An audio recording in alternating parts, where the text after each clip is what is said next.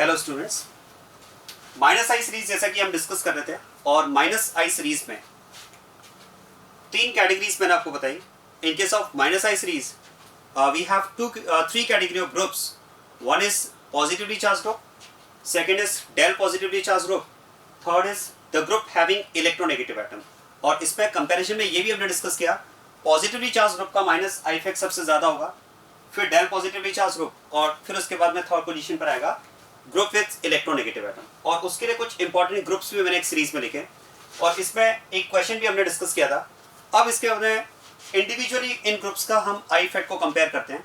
सबसे पहले मैं बात करता हूँ why NR3 plus is stronger minus I group than NH3 plus. तो बात करते हैं इसमें फर्स्ट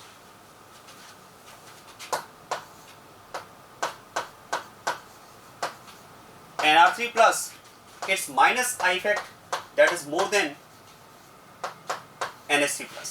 अब आप ध्यान देना, देखो NR3 प्लस और NH3 प्लस में माइनस आई इफेक्ट को अगर आपको कंपेयर करना है तो this comparison is based on solvation. आप ध्यान देना, ये कंपैरिजन एक्चुअली सॉल्वेशन के बेसिस पर है, क्योंकि मैं आपको बता रहा हूं, देखो अगर आप इसमें सॉल्वेशन इफेक्ट कंसिडर ना करें तो आंसर इसमें हमेशा रिवर्स आता है. फिर उस केस में स्टूडेंट मिस्टेक करते हैं. अगर आप इसमें सॉल्वेशन कंसिडर ना करें तो फिर आप सोचिए फिर तो क्या होना चाहिए. अल्काइल ग्रुप की अगर बात की जाए तो alkyl group is electron releasing. Alkyl group तो प्लस आई इफेक्ट शो करता है ना, तो alkyl group is electron releasing group. तो फिर तो क्या होना चाहिए कि इन थ्री अल्काइल ग्रुप्स का प्लस आई इफेक्ट ऑपरेट होना चाहिए. और प्लस आई इफेक्ट अगर ऑपरेट होगा तो फिर तो पॉजिटिव चार्ज को कम करेगा, और पॉजिटिव चार्ज अगर कम हुआ तो फिर तो इसमें इलेक्ट्रॉन को विथड्रॉ करने की टेंडेंसी कम होनी चाहिए. मतलब उसके अकॉर्डिंग तो it should be weaker minus I group than NH3 plus, but no, it's stronger minus I group than NH3 plus and this comparison is actually based on solvation. ये actually solvation के basis पर है. कैसे आप समझना है इसे?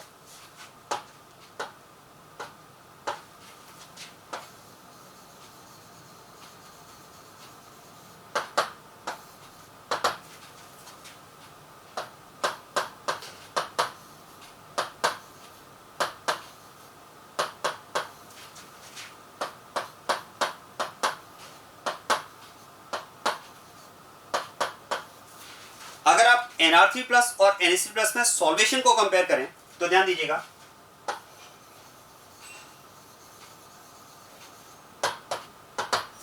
Solvation of NH3 plus is considerably high as compare to NR3 plus. NH3 plus का सॉल्वेशन जो होता है वो NR3 प्लस के कंपैरिजन में कंसिडरेबली हाई होता है. मतलब एक तरह से आप कह सकते हैं there is a considerable gap in solvation of NR3 plus and NH3 plus and it is very high in case of NH3 plus. अब NH3 plus का सॉल्वेशन अगर ज्यादा है NR3 plus के कंपैरिजन में तो उससे फिर हम इसको रिलेट कर सकते हैं कि according to that NR3 plus will be stronger minus I group than NH3 plus. अब कैसे उसको रिलेट करेंगे ये बात तो हम समझ लेंगे, लेकिन उससे पहले स्टूडेंट्स आपको ये पता होना चाहिए कि सॉल्वेशन एग्जैक्टली है क्या. मतलब मैंने अगर कहा कि NH3 प्लस का सॉल्वेशन ज्यादा होगा NR3 प्लस के कंपैरिजन में, तो सॉल्वेशन में होगा क्या, सॉल्वेशन का मतलब क्या है, what does it mean exactly, what is going on. अगर मैं NR3 प्लस या NH3 प्लस के सॉल्वेशन की बात कर रहा हूं तो सॉल्वेशन से एग्जैक्टली होगा क्या. तो देखो सॉल्वेशन की अगर बात की जाए तो सॉल्वेशन में क्या होगा, इस आयन के सराउंडिंग में सॉल्वेंट मॉलिक्यूल्स इसको सराउंड करेंगे. सॉल्वेंट मॉलिक्यूल जो होंगे वो आयन को सराउंड करेंगे और अपने ऑपोजिट चार्ज के थ्रू, जो भी इस पर चार्ज है उसके अपोजिट चार्ज के थ्रू वो इसके चार्ज को डिक्रीज करना स्टार्ट करेंगे, न्यूट्रलाइज करना स्टार्ट करेंगे. और ध्यान देना, neutralisation of charge of an ion by solvent molecule is called solvation. Solvation में क्या होगा, आयन के चार्ज का न्यूट्रलाइजेशन होगा, चार्ज डिक्रीज होगा बाय सॉल्वेंट मॉलिक्यूल्स. अब आप ध्यान देना, चलिए ऐसा करते हैं, मान लेते हैं सॉल्वेंट मॉलिक्यूल वाटर है. सुनना इस बात को, ऐसा मान लेते हैं कि सॉल्वेंट मॉलिक्यूल वाटर है. अब देखो वाटर अगर सॉल्वेंट मॉलिक्यूल है तो आप कह सकते हैं water has two types of poles. Water में दो तरह के पोल्स हैं, its hydrogen is del positive and its oxygen is del negative. इसका जो हाइड्रोजन है वो तो पॉजिटिव पोल होगा और इसका जो ऑक्सीजन होगा वो नेगेटिव पोल होगा. अब ऐसे में आप सोचिए कि अगर सॉल्वेंट मॉलिक्यूल इस आयन के कॉन्टैक्ट में आ जाए, वाटर मॉलिक्यूल्स अगर इन आयंस के कॉन्टैक्ट में आ जाए तो क्या होगा, वाटर मॉलिक्यूल जब इस आयन को सराउंड करेगा तो वो अपने नेगेटिव पोल, क्योंकि इस पर पॉजिटिव चार्ज है, तो अपोजिट चार्ज के साथ में वो इस आयन को अप्रोच करेगा और इस तरह से इसके सराउंडिंग में आकर के इस आयन को न्यूट्रलाइज करना स्टार्ट करेगा। ये अपने अपोजिट चार्जेस के थ्रू इस पॉजिटिव चार्ज को डिक्रीज करना स्टार्ट करेगा, इसको न्यूट्रलाइज करना स्टार्ट करेगा। और ध्यान देना, this neutralisation of charge by solvent molecule, the process is called solvation. यही सॉल्वेशन है। अब आप ध्यान देना, मैंने यहां पर कहा कि NR3+ का जो सॉल्वेशन होगा वो NH3+ के कंपैरिजन में काफी कम होगा। तो क्वेश्चन है NH3+ का सॉल्वेशन ज्यादा क्यों है? सॉल्वेशन टर्म समझ में आ गई। It is neutralisation of charge of ion by solvent molecules. अब हम कह रहे हैं कि NH3+ का सॉल्वेशन ज्यादा है, मतलब अंडरस्टूड है कि उसके चार्ज का न्यूट्रलाइजेशन ज्यादा हो रहा है। ऐसा क्यों, जरा समझते हैं इसको। देखो, NH3+ के अगर सॉल्वेशन की बात करें तो solvation of NH3+ is more as compare to NR3+। NH3+ का जो सॉल्वेशन है वो NR3+ के कंपैरिजन में ज्यादा है। देखो ज्यादा क्यों है, इसके कुछ रीजंस मैं आपको बताता हूं। पहला रीजन तो आप कह सकते हैं स्टेरिक हिंड्रेंस। समझना बात को। NR3+ में अगर बात की जाए तो 3 alkyl groups are bonded with nitrogen, जबकि NH3+ में 3 hydrogens are bonded with nitrogen. अब आप सोचिए, अगर मैं सिंपलेस्ट अल्काइल ग्रुप की भी अगर बात करता हूं, तो वो भी हमारे पास मिथाइल ग्रुप होता है। And methyl group itself is composed of 4 atoms. अरे मिथाइल में 4 एटम्स होंगे ना, एक कार्बन और 3 हाइड्रोजन। अब आप सोचिए, if the simplest alkyl group is considered to be attached with nitrogen and that is methyl group, the methyl group itself is composed of 4 atoms. और ऐसा आप सोचिए 3 अल्काइल ग्रुप्स, 3 मिथाइल ग्रुप्स अगर यहां पर हुए तो 4 + 4 + 4 12 एटम्स का क्राउड इस नाइट्रोजन से अटैच्ड होगा। यहां पर इस नाइट्रोजन के सराउंडिंग में क्या होगा, 12 एटम्स का क्राउड ऑलरेडी है। जबकि NH3+ में अगर मैं बात करूं तो only 3 atoms are bonded with nitrogen. तो क्या मैं कह सकता हूं, NR3+ में क्योंकि नाइट्रोजन ऑलरेडी क्राउडेड है, 12 एटम्स का क्राउड ऑलरेडी उसकी सराउंडिंग में है, तो ऐसे केस में आप कह सकते हैं this nitrogen steric hindrance is very high. Steric hindrance मतलब सिंपली अगर मैं उसको सिंप्लीफाइड वे में बात करूं तो आप कह सकते हैं क्राउड, एटम्स का क्राउड। तो यहां पर नाइट्रोजन पर ऑलरेडी एटम्स का क्राउड है, और क्राउड होने की वजह से जो नंबर ऑफ वाटर मॉलिक्यूल यहां पर अप्रोच कर पाएंगे, कम अप्रोच कर पाएंगे। जबकि यहां पर एटम्स का क्राउड कम होने की वजह से, क्योंकि यहां पर पहले से अगर मैं नंबर ऑफ एटम्स की बात करूं तो ओनली 3 एटम्स आर देयर, तो एटम्स का क्राउड कम है। This nitrogen is less sterically hindered nitrogen. तो ऐसे केस में नंबर ऑफ सॉल्वेंट मॉलिक्यूल यहां पर अप्रोच करेंगे वो ज्यादा अप्रोच करेंगे, और आप कह सकते हैं क्लोजली अप्रोच कर पाएंगे। एक पॉइंट तो ये, तो स्टेरिक के बेसिस पर आप कह सकते हैं solvation of NH3+ will be more as compare to NR3+। एक रीजन तो ये, एक और रीजन समझे। सेकंड, आप देखो यहां पर अल्काइल ग्रुप प्रेजेंट है। अब जरा ध्यान देना, देखो अल्काइल ग्रुप की अगर बात की जाए तो क्या मैं कह सकता हूं alkyl group is hydrocarbon part. भाई जो अल्काइल ग्रुप होगा वो कार्बन हाइड्रोजन से मिलकर बना हुआ ग्रुप होगा, तो आप कह सकते हैं दैट इज हाइड्रोकार्बन। और क्या हम बात कर सकते हैं, hydrocarbon is non polar. Hydrocarbon की अगर बात की जाए तो hydrocarbon is considered to be non polar. तो यहां पर आप कह सकते हैं कि ये यहां पर एक तरह से क्या है, नॉन पोलर पार्ट होगा। और ये रीजन है कि जब वाटर मॉलिक्यूल यहां पर अप्रोच करते हैं, क्या मैं कह सकता हूं water molecule is polar molecule. भाई वाटर मॉलिक्यूल तो पोलर होगा, तो होता क्या देखो, क्योंकि अल्काइल ग्रुप की अगर बात की जाए तो अल्काइल ग्रुप हाइड्रोकार्बन पार्ट है और ये एक तरह से आप कह सकते हैं नॉन पोलर पार्ट है।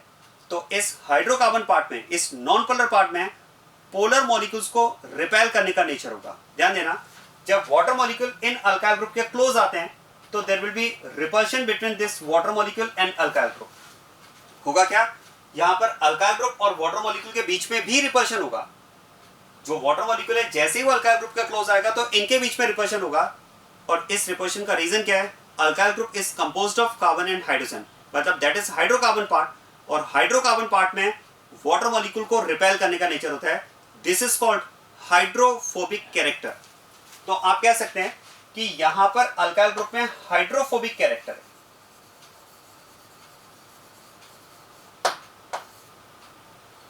Alkyl group shows hydrophobic character. Hydrophobic character मतलब वाटर को रिपेल करने का नेचर, और वाटर मॉलिक्यूल को रिपेल करने का नेचर अल्काइल ग्रुप में क्यों है, क्योंकि alkyl group itself is composed of hydrocarbon and hydrocarbons repel water molecule. तो यहां पर आप कह सकते हैं कि फिर तो यहां पर हाइड्रोफोबिक कैरेक्टर भी काम कर रहा है। यहां पर अगर बात की जाए तो हाइड्रोफोबिक कैरेक्टर काम कर रहा है। अब ऐसे में आप सोचिए कि वैसे ही स्टेरिक हिंड्रेंस ज्यादा है, ऑलरेडी नाइट्रोजन पर एटम्स का क्राउड ज्यादा है, तो वाटर मॉलिक्यूल कम अप्रोच कर रहे हैं, और जितने वाटर मॉलिक्यूल अप्रोच कर रहे हैं अगर उनको भी अल्काइल ग्रुप से रिपल्शन मिलेगा, तो फिर तो इस रिपल्शन की वजह से इस NR3+ का जो सॉल्वेशन होगा वो और भी कम हो जाएगा। जबकि यहां पर हमने कहा कि एटम्स का क्राउड कम है, तो नंबर ऑफ वाटर मॉलिक्यूल ज्यादा अप्रोच करेंगे, क्लोजली अप्रोच करेंगे, और साथ में आप ध्यान देना ये जो हाइड्रोजन्स हैं, these hydrogens will show hydrophilic nature for water molecule. ये वाटर मॉलिक्यूल को क्या करेंगे, अट्रैक्ट करने का काम करेंगे। अल्काइल ग्रुप का जस्ट अपोजिट, अल्काइल ग्रुप तो हाइड्रोफोबिक कैरेक्टर शो कर रहा है, वाटर को रिपेल कर रहा है, जबकि ये हाइड्रोजन्स क्या करेंगे, वाटर मॉलिक्यूल को अट्रैक्ट करेंगे। बोले क्यों अट्रैक्ट करेंगे, हाइड्रोजन बॉन्डिंग। क्या हम बात कर सकते हैं, these hydrogens are bonded with nitrogen, और क्योंकि हाइड्रोजन नाइट्रोजन से बॉन्डेड है, तो when hydrogen is attached with electronegative atom it can participate in hydrogen bonding. तो फिर तो ये हाइड्रोजन्स होंगे वाटर मॉलिक्यूल को अट्रैक्ट करेंगे फॉर हाइड्रोजन बॉन्डिंग, और अगर ये वाटर मॉलिक्यूल को अट्रैक्ट करेंगे फॉर हाइड्रोजन बॉन्डिंग, तो फिर तो हम कह सकते हैं कि इस हाइड्रोजन बॉन्डिंग के थ्रू क्या हो रहा है, वाटर मॉलिक्यूल का यहाँ पर एसोसिएशन और भी बढ़ रहा है। तो इसका मतलब तो ये हुआ कि अगर ये इन वाटर मॉलिक्यूल्स को अट्रैक्ट कर रहे हैं थ्रू हाइड्रोजन बॉन्डिंग, तो फिर तो यहाँ पर नाइट्रोजन का आप कह सकते हैं इसके चार्ज का न्यूट्रलाइजेशन और भी ज्यादा होगा, क्योंकि यहाँ पर वाटर मॉलिक्यूल जो इस आयन के साथ में एसोसिएट हो रहे हैं, ज्यादा वाटर मॉलिक्यूल एसोसिएट हो रहे हैं, तो due to more association of these water molecules this neutralisation of its charge will be up to greater extent, and this is the reason why solvation of NH3+ is more as compared to NR3+। ये कारण है कि NH3+ का solvation NR3+ से ज्यादा होता है। क्या बात समझ में आ गई? दो रीजन आप दे सकते हैं यहाँ पर सॉल्वेशन ज्यादा होने के। एक तो आप कह सकते हैं नाइट्रोजन पर एटम्स का क्राउड कम है, तो वाटर मॉलिक्यूल ज्यादा अप्रोच करेंगे, और दूसरा जो हाइड्रोजन्स नाइट्रोजन से अटैच्ड हैं वो भी वाटर मॉलिक्यूल को अट्रैक्ट करेंगे for hydrogen bonding. So there will be more association of water molecule for this NR3+, और water molecule जितने ज्यादा associate होंगे, जितने ज्यादा water molecule NH3+ को सराउंड करेंगे, इसके चार्ज का न्यूट्रलाइजेशन उतना ज्यादा होगा, मतलब आप कह सकते हैं सॉल्वेशन उतना ज्यादा होगा। जबकि यहाँ पर मैंने आपको दो प्रॉब्लम्स बताई, एक तो 3 अल्काइल ग्रुप्स प्रेजेंट है, alkyl group is considered as a bulky group, बड़ा ग्रुप है, क्राउडेड है, एटम्स ज्यादा हैं, ऐसे 3 अल्काइल ग्रुप्स अगर होंगे तो एटम्स का क्राउड और ज्यादा होगा, और एटम्स का क्राउड ज्यादा होने की वजह से नाइट्रोजन को जो वाटर मॉलिक्यूल अप्रोच करेंगे वो कम अप्रोच कर पाएंगे। साथ में क्योंकि अल्काइल ग्रुप में हाइड्रोफोबिक कैरेक्टर होता है, वाटर को रिपेल करने का नेचर होता है, तो कम वाटर मॉलिक्यूल अप्रोच कर रहे हैं, और जो अप्रोच कर रहे हैं उनको भी अगर अल्काइल ग्रुप से रिपल्शन मिला, तो फिर तो यहाँ पर सॉल्वेशन हो जाएगा और भी कम। अब आप देखो, ये अगर यहाँ पर सॉल्वेशन का कंपेरिजन है, तो अब जरा ध्यान देना, अगर हम बात करें इसमें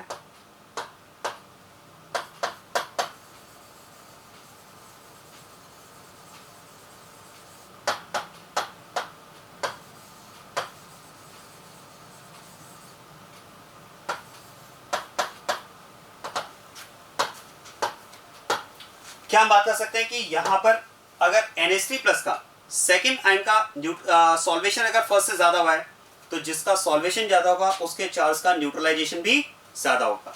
सो neutralisation of charge of nitrogen it will be more in second as compare to first, क्योंकि इसका सॉल्वेशन ज्यादा हुआ है तो इसके चार्ज का न्यूट्रलाइजेशन भी ज्यादा होगा। और अब आप ध्यान देना,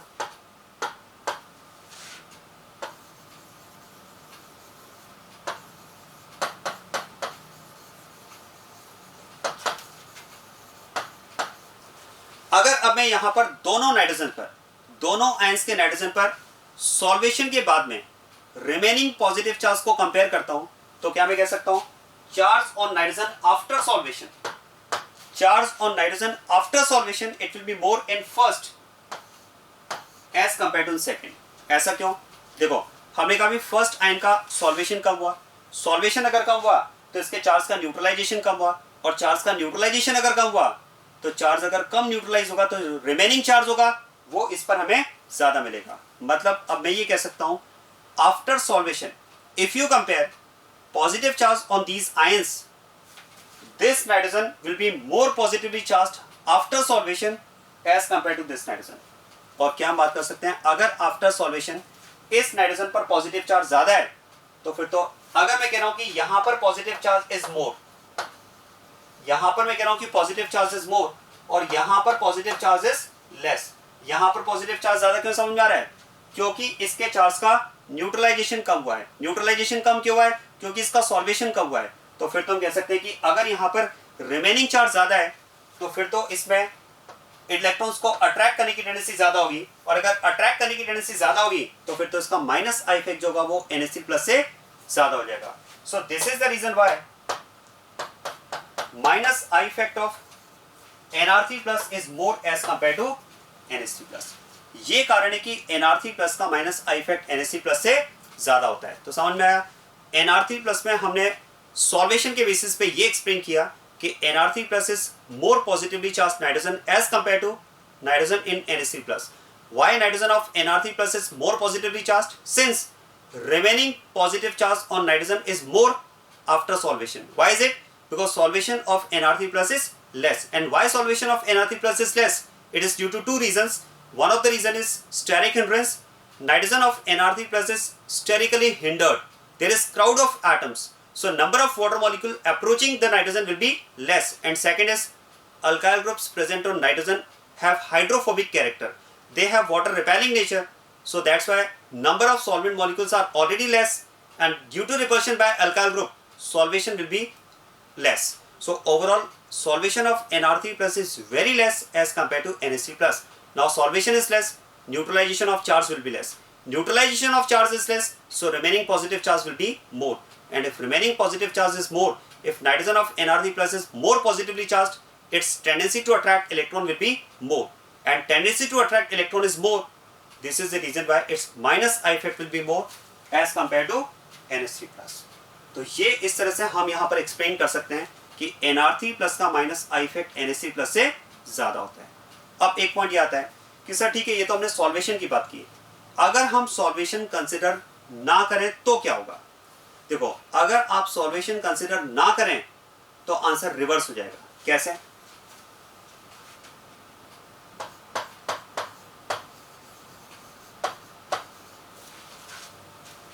अगर हम यहां पर विदाउट सॉल्वेशन बात करें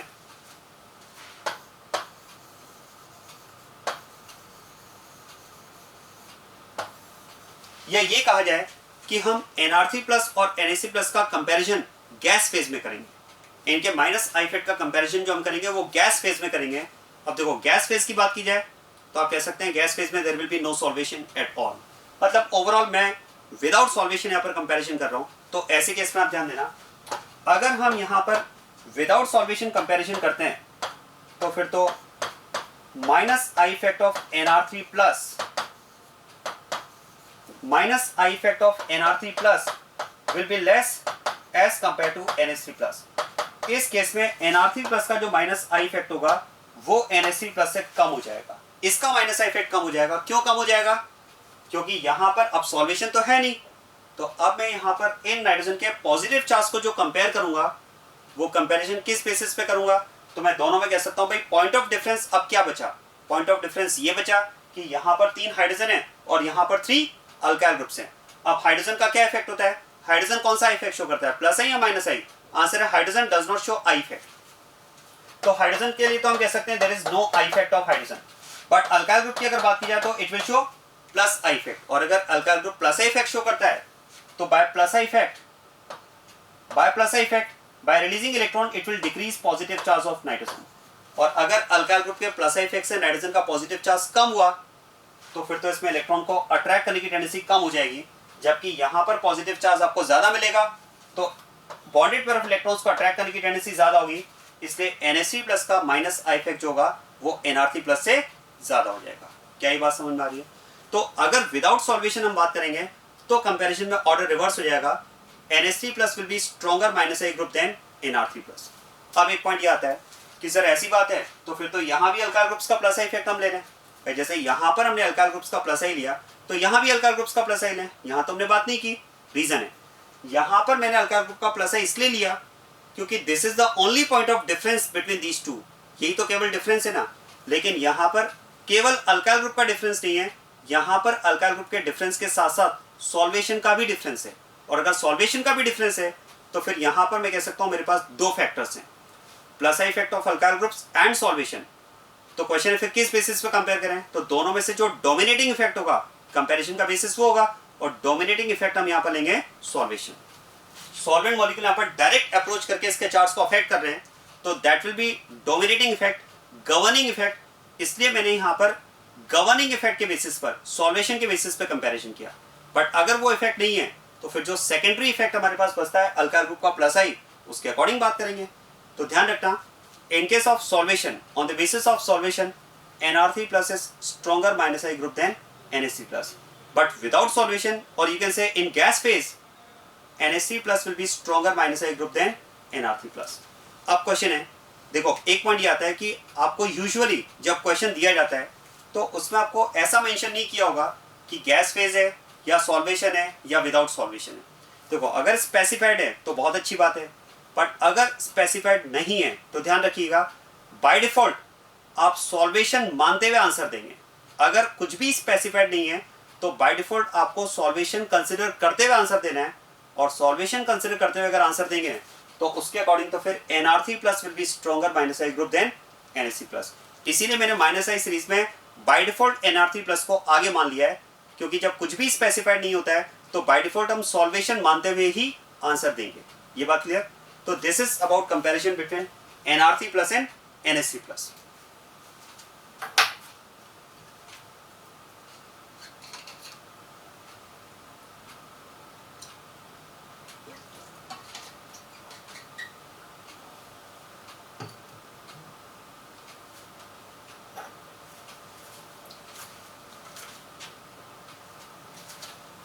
तो NR3+ और NH3+ का कंपैरिजन हमने किया। अब बात करते हैं इसमें next nitro, cyanide and carboxylic group. ध्यान देना,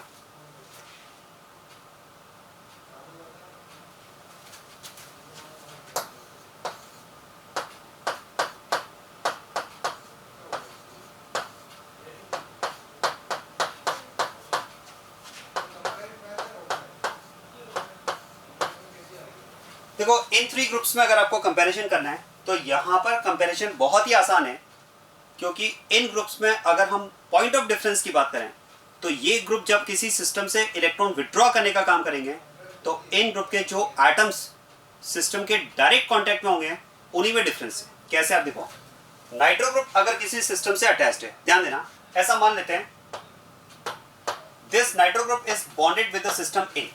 ऐसा मान लेते हैं कि नाइट्रो ग्रुप जो है वो एक सिस्टम ए से बॉन्डेड है। अब आप सोचिए, अगर ये नाइट्रो ग्रुप सिस्टम ए से इलेक्ट्रॉन विड्रॉ कर रहा है तो क्या आप बता सकते हैं नाइट्रो ग्रुप का कौन सा एटम सिस्टम ए के डायरेक्ट कांटेक्ट में? नाइट्रोजन, तो ये तो डायरेक्टली अटैच्ड है ना। तो नाइट्रो ग्रुप पे आप कह सकते हैं nitrogen is directly attached to the system A, और जब साइनाइड अटैच्ड होगा तो उस केस में कार्बन अटैच्ड होगा, और अगर सिस्टम ए से कार्बोक्सिलिक ग्रुप जुड़ा हुआ है तो कार्बोक्सिलिक ग्रुप का कार्बन सिस्टम ए के डायरेक्ट कांटेक्ट में होगा। और ये मैं आपको बताना चाह रहा हूं कि इन ग्रुप्स के जो एटम सिस्टम ए के डायरेक्ट कांटेक्ट में होंगे, इसका नाइट्रोजन, इसका कार्बन और इसका भी कार्बन, और अगर जो एटम्स डायरेक्ट कांटेक्ट में है अगर उन्हीं में डिफरेंस है तो फिर तो यहां पर माइनस आई इफेक्ट को कंपेयर करना काफी आसान हो जाएगा। आप इन एटम्स की EN को कंपेयर कर लो, जिसकी EN ज्यादा होगी उसी में इलेक्ट्रॉन को अट्रैक्ट करने की टेंडेंसी ज्यादा होगी। अब आप देखो, यहां पर अगर बात की जाए तो दोनों कार्बन है, बट पॉइंट ऑफ डिफरेंस क्या है? This carbon is sp2 hybridized. This carbon is sp2 hybridized, while this carbon is sp hybridized. और ये आप जानते हैं कि sp hybridized कार्बन की जो EN है वो sp2 hybridized कार्बन से ज्यादा होती है। रीजन समझ में आ रहा है? Due to more percentage s character. और अगर sp कार्बन की EN sp2 कार्बन से ज्यादा है तो फिर तो साइनाइड में इलेक्ट्रॉन्स को अट्रैक्ट करने की टेंडेंसी कार्बोक्सिलिक ग्रुप से ज्यादा होगी। और अब अगर बात की जाए कार्बन और नाइट्रोजन में, अच्छा बता सकते हैं यहाँ पर कार्बन और नाइट्रोजन में अगर आपसे पूछा जाए कि EN किसकी ज्यादा है, आप जरा ध्यान देना। देखो कार्बन यहाँ पर आपके पास sp हाइब्रिडाइज्ड है। यूजुअली जब आपसे पूछा जाता है कि sp कार्बन और नाइट्रोजन में EN किसकी ज्यादा होती है तो स्टूडेंट्स का आंसर आता है भाई sp कार्बन की ज्यादा होती है। और sp कार्बन की ज्यादा होती है वो आप क्या सोचकर आंसर देते हैं? ध्यान देना, तो sp कार्बन की EN होती है अप्रॉक्स 3.25। sp कार्बन की जो EN होती है दैट इज अप्रॉक्स 3.25। और अगर नाइट्रोजन की बात करें तो नाइट्रोजन की EN कितनी होती है 3.0। अब नाइट्रोजन की EN 3 है और sp कार्बन की EN 3.25 है, तो फिर तो sp कार्बन की नाइट्रोजन से ज़्यादा होगी। देखो ये बात सही है, ध्यान देना, ये बात सही है कि अगर मैं नाइट्रोजन और sp कार्बन में बात कर रहा हूँ और मैं अगर ये सोचता हूँ कि sp कार्बन की EN 3.25 है और sp कार्बन की EN 3.0 है, तो उसके अकॉर्डिंग तो अगर बात की जाए तो ये बात सही है कि sp कार्बन की EN नाइट्रोजन से ज़्यादा होगी, क्योंकि इसकी EN हमें मिल रही है 3.25 और इसकी EN हमें मिल रही है 3.0। लेकिन ये जब आप कंपैरिजन कर रहे हैं तो आप सोचिए, अगर आपने नाइट्रोजन की EN को 3.0 कंसिडर किया है तो 3.0 कौन से नाइट्रोजन की EN होती है, sp3 नाइट्रोजन की EN होती है। भाई sp3 हाइब्रिडाइज्ड नाइट्रोजन की EN जो होती है वो अप्रॉक्स 3.0 होती है, तो आप कह सकते हैं sp carbon is more electronegative than sp3 nitrogen. But यहाँ पर अगर मैं नाइट्रोजन की बात करूँ तो यहाँ पर जो नाइट्रोजन आपके पास है that is sp2 hybridised nitrogen, ना कि sp3। इस नाइट्रोजन का हाइब्रिडाइजेशन यहाँ पर क्या है, sp2 है। और ध्यान देना, ये आपको याद रखना होगा कि sp कार्बन का अगर आप कंपैरिजन sp3 नाइट्रोजन से कर रहे हैं तो sp3 नाइट्रोजन से तो EN sp कार्बन की ज्यादा होती है, लेकिन अगर मैं sp2 नाइट्रोजन की बात करूंगा तो sp2 नाइट्रोजन की EN sp कार्बन से ज्यादा होती है। क्योंकि जैसे कार्बन एटम्स में अगर हम कहते हैं कि परसेंटेज s कैरेक्टर इंक्रीज होने के साथ EN बढ़ेगी, तो वो कार्बन क्या हो, तो सभी एटम्स के लिए एप्लीकेबल है। वो तो नाइट्रोजन में भी आएगा कि नाइट्रोजन में भी with the increase in percentage s character it's EN will increase. तो ध्यान रखिएगा, sp3 नाइट्रोजन की EN sp कार्बन से कम होती है, sp3 नाइट्रोजन की EN sp कार्बन से कम होती है। बट अगर नाइट्रोजन sp2 हाइब्रिडाइज्ड है तो फिर इसकी EN जो होगी वो sp कार्बन से ज्यादा होती है। और अगर sp2 नाइट्रोजन की EN sp कार्बन से ज्यादा है तो फिर तो इसमें इलेक्ट्रॉन्स को अट्रैक्ट करने की टेंडेंसी और भी ज्यादा होगी, इसका माइनस आई इफेक्ट और भी ज्यादा हो जाएगा। So this is how we can compare minus I effect among these three groups, nitro, cyanate and carboxylic group. अब उसके बाद में बात करते हैं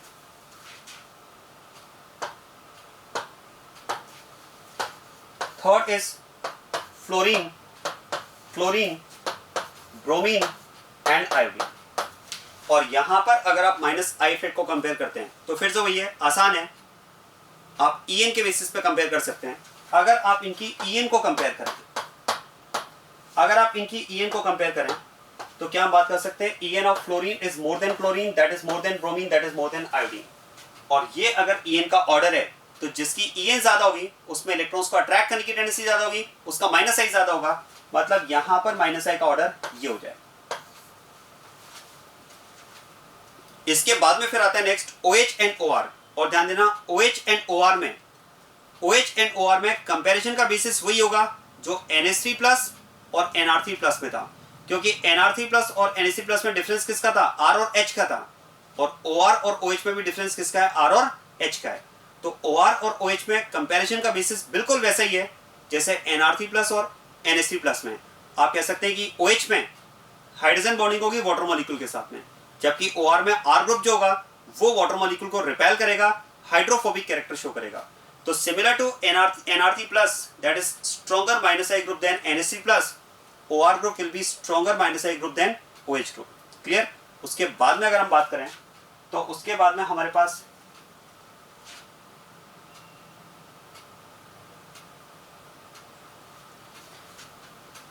अगर बात की जाए तो अब ये थ्री ग्रुप्स बचते हैं, इन थ्री ग्रुप्स का कंपैरिजन डिस्कस करते हैं।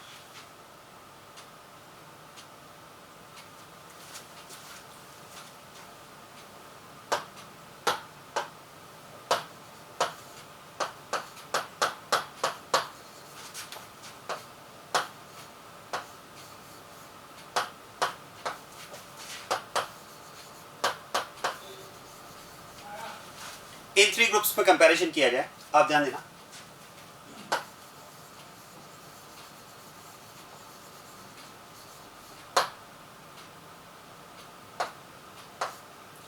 This is acetylenic group, this is phenyl group and this is vinyl group. ये थ्री ग्रुप्स हमारे पास हैं और इनमें अगर मुझे माइनस आई इफेक्ट को कंपेयर करना है तो फिर से आप ध्यान देना, यहां पर हम कह सकते हैं कि जो एटम सिस्टम के डायरेक्ट कांटेक्ट में होगा वो sp कार्बन होगा। फिनाइल में अगर बात की जाए तो it will B sp2 carbon, और विनाइल में अगर बात की जाए तो it will B sp2 carbon. और अगर मैं इनकी EN को कंपेयर करता हूं तो electronegativity of sp carbon is more than sp2 carbon, तो फिर तो इस ग्रुप का माइनस आई इफेक्ट जो होगा वो इन दोनों ग्रुप से ज्यादा हो जाएगा। लेकिन अगर मैं यहां पर बात करूं तो दोनों कार्बन sp2 है, तो फिर En के रिस्पेक्ट में तो ये सेम हो गए। तो क्वेश्चन है फिर कंपैरिजन कैसे करें, आप ध्यान देना। देखो फिनाइल ग्रुप की अगर बात की जाए तो ये हमारे पास फिनाइल ग्रुप,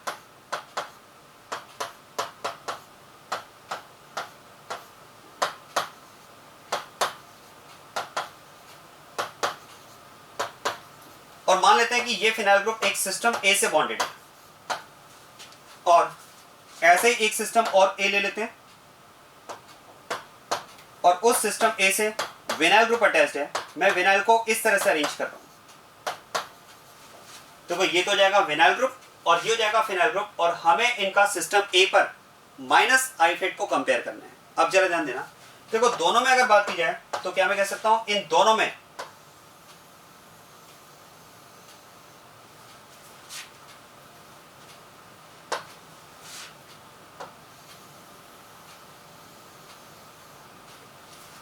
इतना पार्ट अगर आप चेक करेंगे तो ये पार्ट तो दोनों में कॉमन है। आप ध्यान दीजिएगा, this part is common to these two groups. अब आप देखो ये जो कॉमन पार्ट है, इन कॉमन पार्ट्स का सिस्टम ए पर जो माइनस आई इफेक्ट होगा वो तो आप कह सकते हैं कंपेरेबल होगा। तो अब पॉइंट ऑफ डिफरेंस क्या है, पॉइंट ऑफ डिफरेंस पे आप देखो यहां पर हाइड्रोजन्स है, और मैं क्या कह सकता हूं, इन हाइड्रोजन्स की अगर बात की जाए,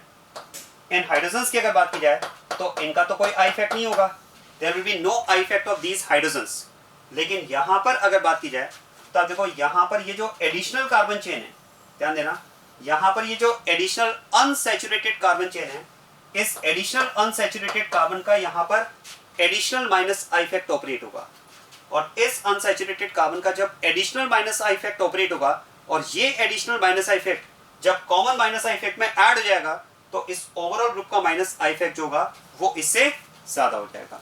सो this is the reason why phenyl group is stronger minus I group than vinyl group. इस तरह से हम इसको एक्सप्लेन कर सकते हैं, या फिर मैं आपको इससे और भी आसान तरीका बताता हूं। आप सुनिए, देखो अगर आप फिनाइल ग्रुप की बात करें, क्या मैं कह सकता हूं phenyl group is actually composed of 3 vinyl groups. आप जरा देखो ये विनाइल ग्रुप है, और क्या मैं कह सकता हूं जो फिनाइल ग्रुप है वो 3 विनाइल ग्रुप से मिलकर बना है। This is vinyl, this is vinyl, this is vinyl. और अगर फिनाइल ग्रुप के लिए अगर हम बात करें कि it is combination of 3 vinyl groups, तो फिर तो 3 विनाइल ग्रुप्स के कॉम्बिनेशन का माइनस आई इफेक्ट जो होगा वो एक विनाइल ग्रुप से तो ज्यादा ही आएगा। So this is the reason why it is stronger minus I group than vinyl group. और एसिटाइनिक ग्रुप को तो ऑलरेडी हमने आगे कर दिया है sp कार्बन के बेसिस पर, तो एसिटाइनिक ग्रुप का माइनस आई सबसे ज्यादा, फिर फिनाइल ग्रुप और फिर विनाइल ग्रुप। इस तरह से अगर बात की जाए तो ओवरऑल हम यहाँ पर इस माइनस आई सीरीज की बात कर सकते हैं। तो ये मैंने आपको एक्सप्लेन किया, इन ग्रुप्स की हमने बात की, इनकी हमने बात की है। OR एंड OH का कंपैरिजन बिल्कुल वैसा होगा जैसे हमने NR3+ और NH3+ का डिस्कस किया, और फिर उसके बाद में इन 3 ग्रुप्स को हमने लिया। So this is all about plus I series and minus I series. अब plus I and minus I series वाला पार्ट हमने कंप्लीट कर लिया है, और अब हमें स्टार्ट करना है इसकी एप्लीकेशंस, मतलब एप्लीकेशंस ऑफ आई इफेक्ट। लेकिन आई इफेक्ट की एप्लीकेशन को स्टार्ट करने से पहले मैं यहां पर एक कंपैरिजन और डिस्कस करना चाह रहा हूं।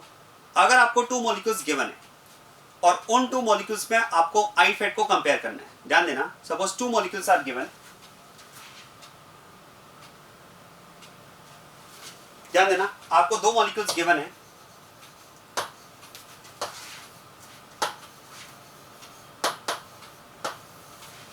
और इन 2 मॉलिक्यूल्स में आपको आई इफेक्ट को कंपेयर करना है। मान लेते हैं कि इस ग्रुप में भी माइनस आई इफेक्ट है और इसमें भी माइनस आई इफेक्ट है, लेकिन अब आपको यहां पर पॉइंट ऑफ कंपैरिजन ये है कि कौन से मॉलिक्यूल में माइनस आई इफेक्ट ज्यादा है। अब जब आप दोनों में माइनस आई इफेक्ट को एक्सटेंट को कंपेयर करेंगे तो आपको कंपैरिजन में क्या क्या फैक्टर्स मिल सकते हैं। एक फैक्टर तो हो सकता है कि दोनों में माइनस आई ग्रुप की डिस्टेंस में डिफरेंस हो, और अगर माइनस आई ग्रुप की डिस्टेंस में डिफरेंस है तो क्या मैं कह सकता हूं जहां पर डिस्टेंस ज्यादा होगी वहां पर माइनस आई इफेक्ट कम हो जाएगा। So this is one of the factor to compare minus I effect in these 2 molecules. More the distance less will be the minus I effect. Second point of comparison क्या हो सकता है, number of group. हो सकता है एक molecule में minus I group number of group ज्यादा हो और दूसरे मॉलिक्यूल में माइनस आई ग्रुप के नंबर ऑफ ग्रुप कम हो, तो जिसमें नंबर ऑफ ग्रुप ज्यादा होंगे उसमें माइनस आई ज्यादा हो जाएगा। और थर्ड पॉइंट ऑफ कंपैरिजन क्या हो सकता है, पावर। सीरीज जो स्ट्रेंथ हमने कंपेयर की, हो सकता है किसी में weaker minus I group present हो, किसी में stronger minus I group present हो, वो हम सीरीज से कंपेयर कर लेंगे। जो अभी हमने कंपेरिजन किया है उसके अकॉर्डिंग हम बता सकते हैं किसमें माइनस आई ज्यादा है। अब आप देखो, मतलब डिस्टेंस के बेसिस पे कंपैरिजन हो सकता है, नंबर ऑफ ग्रुप के बेसिस पे कंपैरिजन हो सकता है, और पावर स्ट्रेंथ के बेसिस पे कंपैरिजन हो सकता है। अगर मैं इन फैक्टर्स की इंडिविजुअल बात करूं तो हम आसानी से इन दो मॉलिक्यूल्स में माइनस आई इफेक्ट को कंपेयर कर सकते हैं। जहां डिस्टेंस ज्यादा है वहां माइनस आई कम, जहां नंबर ऑफ ग्रुप ज्यादा है वहां माइनस आई ज्यादा, और जहां पावरफुल ग्रुप प्रेजेंट है उसमें माइनस आई ज्यादा। लेकिन पॉइंट ये आता है कि अगर इन फैक्टर्स को मिक्स कर दिया जाए, अगर इन फैक्टर्स को मिक्स कर दिया जाए कैसे? देखो, मान लो अगर मैं कहता हूं कि इसमें स्ट्रॉन्ग ग्रुप प्रेजेंट है, इसमें strong minus I group present है, और इसमें ऐसा मान लेते हैं कि यहां पर week minus I group present है। मैं अगर पावर के एस्पेक्ट में बात करूं तो मैंने मान लिया कि इसमें strong minus I group present है, उसमें week minus I group present है। लेकिन साथ में इसमें पॉइंट ऑफ डिफरेंस ये भी है कि यहां पर डिस्टेंस इज मोर, यहां पर डिस्टेंस इज मोर, और यहां पर हम मान रहे हैं कि डिस्टेंस इज लेस। मतलब यहां पर जो ग्रुप है वो फार है, और यहां पर जो ग्रुप है वो क्लोज है।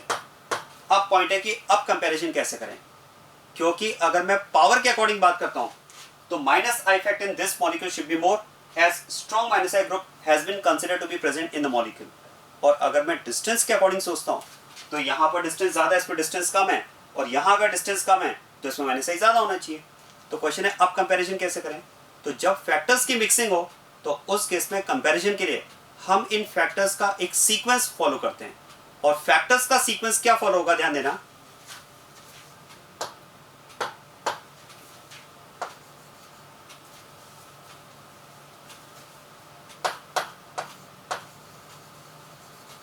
To compare I effect between two molecules,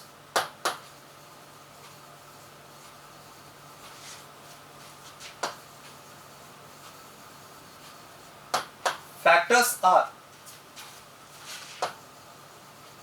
considered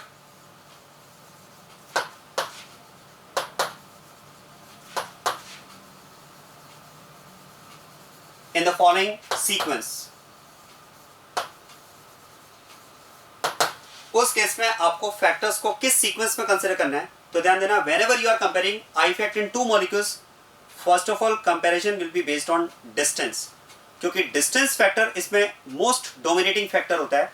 in fact ये हमने पहले भी बात की, देखो कि डिस्टेंस एक ऐसा फैक्टर है कि प्रैक्टिकली अगर बात की जाए तो 3 एटम्स के बाद में तो आई इफेक्ट नेग्लिजिबल हो जाता है, चाहे आप कितना ही स्ट्रॉन्ग ग्रुप लें।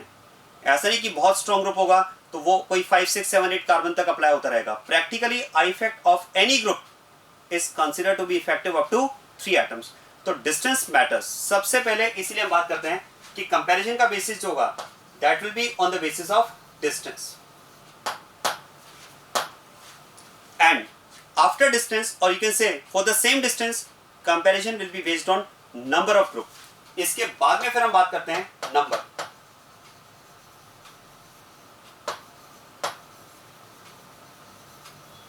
और for the same distance and number, comparison will be based on power।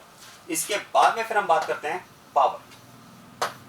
So first of all comparison will be based on distance, और अगर मुझे पहले डिस्टेंस के बेसिस पे कंपेयर करना है तो फिर तो मैं स्ट्रेंथ को अवॉइड करते हुए डिस्टेंस के बेसिस पे कहूंगा कि इसमें क्योंकि ग्रुप क्लोज है और यहां पर फार है तो minus I effect in this molecule will be more as compare to first molecule, क्योंकि मैंने यहां पर कंपैरिजन किस बेसिस पे किया है? डिस्टेंस के बेसिस पे किया है। और अगर डिस्टेंस सेम है तो फिर नंबर ऑफ ग्रुप देखो, और नंबर ऑफ ग्रुप भी अगर सेम है तो पावर। इसे हम कहेंगे in short this is called DNP rule। This is called DNP rule, distance, number and power। This is how to compare I effect in given molecules। तो इस तरह से हमें given molecules में I effect को compare करना होगा। क्या ये बात क्लियर हो गई? चलिए अब इसमें फिर हम स्टार्ट करेंगे applications।